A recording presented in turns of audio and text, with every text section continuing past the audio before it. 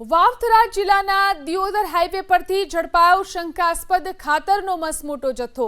સબસિડીવાળું નીમ coated urea ખાતર ટ્રકમાં ભરીને લઈ જવાતું હોવાની એસઓજીને બાતમી મળી હતી। બાતમીના આધારે એસઓજીની ટીમે દિયોદર એપીએમસી નજીક યુરિયા ખાતર ભરેલ ટ્રક ઝડપી પાડી। ટ્રકમાંથી 777 યુરિયા ખાતરની થેલી મળી આવી। પૂછપરછ કરતા ટ્રક ડ્રાઈવર અબ્દુલ ખાને આ યુરિયાનો જથ્થો જેતડા દિયોદર રોડ પર રાંટીલા ગામની સીમમાં આવેલા બજરંગ કોર્પોરેશન નામના ગોડાઉનમાંથી ભરવામાં આવ્યો હોવાની કબૂલાત આપી।